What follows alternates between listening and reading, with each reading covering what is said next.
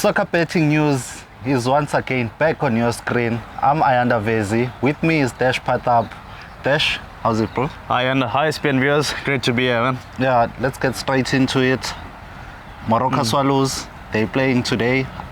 They're facing AmaZulu. Your take on the game? Yeah, look, I've been quite impressed with Morocco Swallows from what I've seen right now. I think since Steve Compella has come in, the whole squad has looked up to him, and maybe he's the one to take them to the next heights. Last season, and in fact the season before that, they've always been known to be in a relegation battle towards the, I think even say middle of the season, 2/3 through, and Musa Ntiyama doing really well to guide them to a top 8 finish. Really, yeah. I was very shocked. But since Steve Compella has come in, I believe it's 3 wins across his opening 6 games.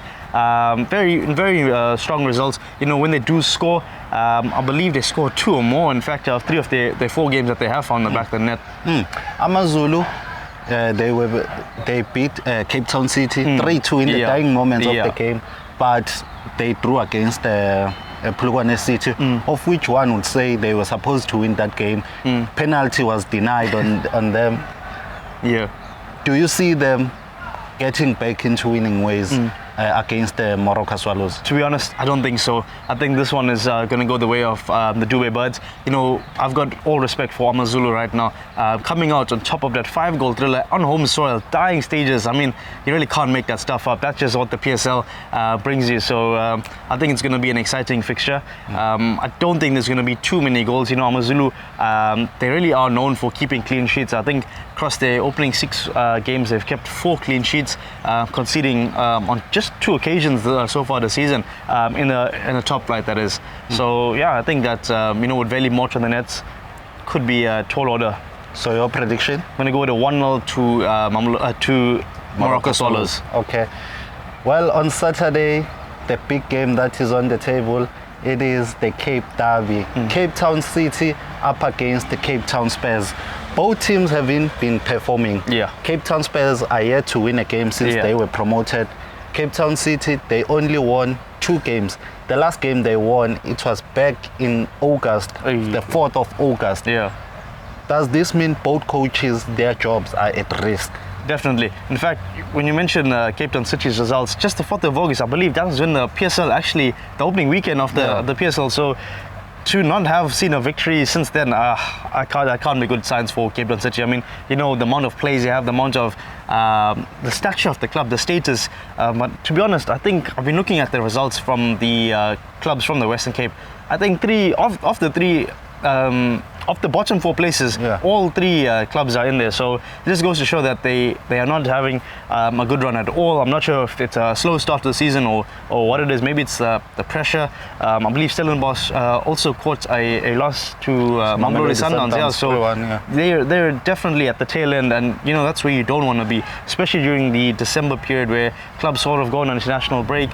There's the break in the PSL, so you never know who's going to come out stronger thereafter. But Cape Town City, they are renowned for having slow starts to the season. You even look at last year, poor results in the opening month or 2, but then coming back stronger. So do you see maybe if one of the coaches loses the game, on Monday we'll see maybe the headlines saying, is that possible? Yeah, no, I think so. I think if Cape Town Spurs catch a hiding, I think Sean Bodlett's time is up. I mean, his days are already numbered. Let's just start there. I believe 6 games, 6 straight losses. Haven't been scoring. In fact, I think it's like 3 or 4 goals, to be honest. I think Ashley Kubudo was the target man. The target man for them. He just can't seem to get on the ball. I think he was injured as well. Didn't play all 6 fixtures. And if they hung their hopes on him, look, I honestly think that's just a bad mentality to have. But yeah, I think his days are already numbered. The writing is on the wall. If he loses this weekend against what I think is going to be a massively televised game. I mean, all of the Western Cape and the PSL have been waiting for a Cape Derby of this magnitude. Cape Town Spurs back in the big league. Cape Town City, coming up from the former Cape Town, Ajax, Cape Town. A lot of remnants from spill off, shall I say, onto both those clubs. So, there's a lot of history, a lot of rivalry, a lot of tensions, and as you mentioned, both Tinkler and Sean Butler, top level managers, but just on a bad patch right now. So, if one of the coaches is getting sacked, especially because you said Sean Bartlett's days are numbered, which coach do you think Cape Town Spurs will appoint and will change things? Will replace? Yeah. Well, look, I mentioned Musa Ntayama not so long ago, currently at Swallows. I'm not sure if he's going to leave Swallows. No, he's not going to leave. They even said, they came out to say, we're placing Musa because there are some courses that he needs to take on coaching. So Musa Ntayama, off hands, off the levels, off the books. Yeah, so the only coach that comes to mind, in my mind right now, is Ernst Middendorp, because he was appointed not a month ago and he resigned. And he was back in the country, yes, you're right. So in my mind, that's the only coach that is coming to my mind right now. All eyes point to him. Yeah, that maybe if on Monday, if Cape Town Spurs loses the game, if they change, if they decide to change the coach, maybe they'll bring in Ernst Middendorp. Yeah. But I'm saying maybe they might not sack Sean Bartlett. They might bring another coach to say, okay, work with the coach, because the co-coaches. We've seen that phenomenon throughout the country, to be honest. Yeah. So your prediction on the game? My prediction, I'm going to go with a 3-1 Cape Town City. Yeah. That's a heavy scoreline, eh? Look, I think there's going to be goals. As I said, it's a huge fixture. The stadium has been revamped. I believe it's new pitch. I've seen it. It looks absolutely amazing. I think those players at Cape Town Spurs need no motivation. And the same can be said for Cape Town City. But I think with the firepower that City, if you look at Kani Samayo over there, I mean, he could just have a hat-trick in this one. Speaking of Kani Samayo, he's also linked with Mamelodi Sundowns. I have seen the rumours, but... Can that destabilize the team? Looking at the performance, in terms of the performance. Yeah, look, I don't think it has anything to do with Mamelodi Sundowns. I'm not sure what's happening with Cape Town City right now. Because they also lost Dansane to Chiefs. Yeah, and the defender who joined Tariq Phillips to Amazulu. Yeah. Look, maybe. Look, the window was open, but right now, I believe the window is shut. So if he's going to move, it has to be in January. And even with that being said, I don't think he's going to leave anytime soon. He penned a 5-year deal. 5-year deal. So if he was to move, I'm sure it's going to be after the second, maybe even into the third season. But even then, too, I think the next move for Kani Samayo is Europe. I don't even think he's going to stay in the continent. Yeah, we would like to see our players going abroad to represent our country abroad. 100%, yeah. And not so long ago, lately, we've been like exporting players, of which it's a good thing for our football and for the players to go. Gotta catch that flight, Yeah. So we're moving along to the next game. Mamelodi Sundowns were supposed to be playing with and Orlando Pirates, but due to CAF Champions League commitments, they won't be playing. The other game that we have to focus on is Richards Bay. They're playing Polokwane City. Richards Bay, last season they started on a high note. The chairman of the club came out and said, I need a real coach, when he fired the coaches that were at the club last season. But it seems like nothing has changed. It seems like the situation has gone from bad to worse. Looking at the results are not coming. Do you think the management made the right decision by sacking the coaches that they were there last season? Previously, look, I can't really comment on them, but since Caetano Tembo has been at the helm, I thought he did relatively well. I mean, they had a difficult start to life in the PSL. Well, I can say from last season, to be honest, because, well, actually, if last season is anything to go by, they started really well, then fell off a cliff. And now the results have been just plummeting ever since. But since Tembo has been at the helm, there has been a bit more structure. I see a lot more attacking play, and they've got some really good players going forward. And he plays a consistent lineup.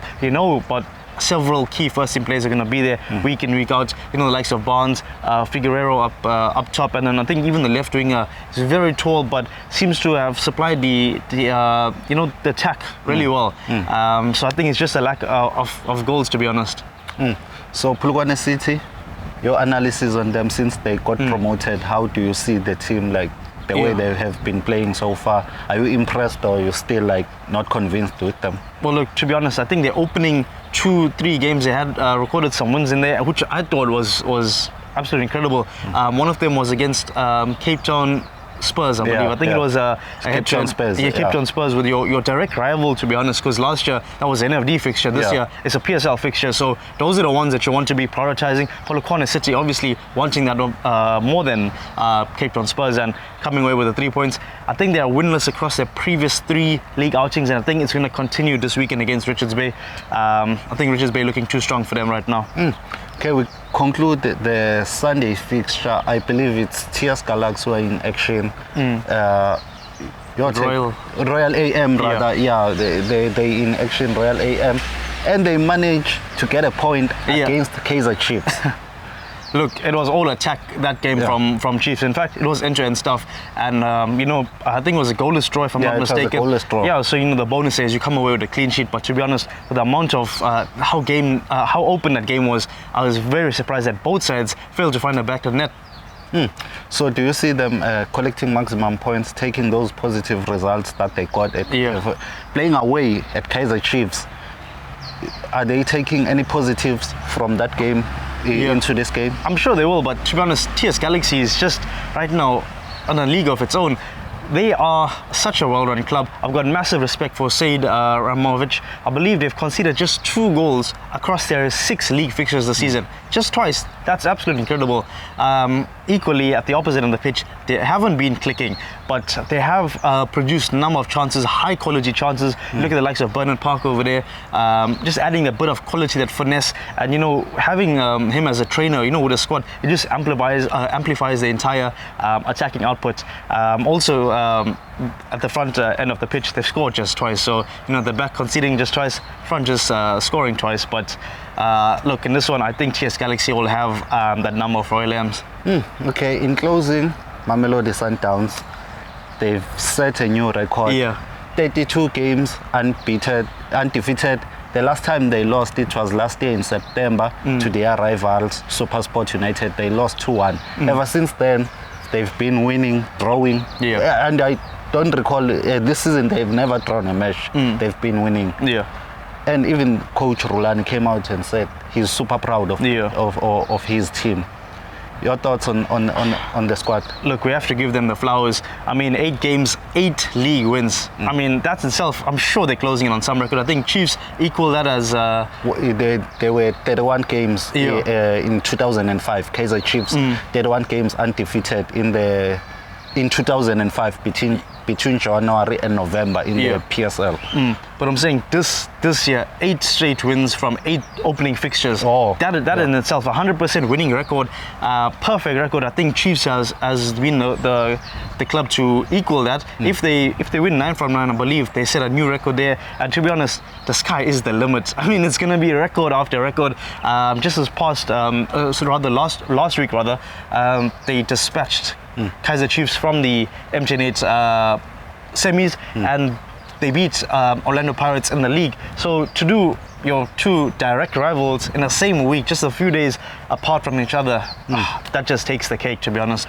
So what does this mean in terms of level for Sundowns? You're saying they beat Orlando Pirates, they beat Kaizer Chiefs in a space of 3 days. What does this mean, the quality that they have there? Look, they literally are the biggest bully in the yard. They've got a huge target on the back. Anybody and everybody in the country is going to want to play Sundowns and then see what can they do to destabilize that Sundowns team. Because even though the record is 32 games, 8 from 8, they still look beatable. That's the difference. Even if they play badly, they still get the W. But right now, I think coaches are doing their homework. And there's a lot of players and coaches from Sundowns that have left to go on to other clubs. And maybe they have a sort of trick up their sleeve. Exactly. They have the weakness. They've got the blueprint. But right now, that Sundowns team is only going one way, and that is up. Okay, now I believe they've won the Q1 because they've gone 8 games, 8 wins. So they've collected maximum points than any other team in the PSL. Can you say now the league is gone, or is it still too early to say Sundowns are taking the league again? Well, look, this is my controversial opinion. I actually think the league is done. In fact, when they were 6 from 6, I was looking at that thinking, if Pirates can do something to stop them, now is the time to do so. Pirates did have the second half, I will give them that, but they failed to score. So I believe the game ended 1-0. And that for me, when I put the TV off, I was like, the league is done, because this was their chance to stop them, and possibly even show Chiefs that you can actually beat Sundowns, because that game was played before that second leg semi-final. Chiefs were up in the first leg as well. Let's just start there. Into the 90 minutes, they were still 1-0 up, and then they crumbled at the end. So the Sundowns pressure that's nasty, the substitutions. I mean, you saw last when they played against Stellenbosch in the PSL, winning that 8th game. A 16-year-old striker, the forward, finds the back of the net. Mabena. I mean, credit to him. He's got a starting place. He's got a goal in that Sundowns team, and the trajectory, of someone just like that. The youth, they just coach better, they eat better, they dress better. It's Sundowns. They are better, Yeah. Well, so you're saying the league is done? I think the league is done. Lots of fans, like I said, it's a controversial opinion, because I have asked lots of fans off air and of different clubs, not just your Chiefs and your Pirates, but also Super Sport. They feel that they do have a chance. The likes of Swallows, I believe Swallows was second, but now because of the number of matches played, they've fallen down. But if they could close the gap, who's to say that Steve Compella can't chase his former employers down to the wire? So you're saying... I'm saying it's over. I think it's done, but I'm not saying there won't be a fight. Okay. There could be a fight. Steve Compella could come back. Golden arrows. Okay. Free scoring golden arrows. They could just say, take them down to the wire. In that closing, Desh is saying, it's his opinion. He's saying the league is done. Tell us on our comment section what you think. Is Sundowns winning the league again, or they might be maybe another competitor looking for them? Yeah, so tell us on our comment section, and please don't forget to subscribe on our YouTube channel if you haven't subscribed. Also follow us on our social media pages. On Twitter we are SBN_ZA. On Facebook we are Soccer Betting News. Until next time, say go. We out. For more soccer betting tips and previews, get the latest copy of Soccer Betting News for only 10 Rand at your nearest Hollywood Bets branch or news agent.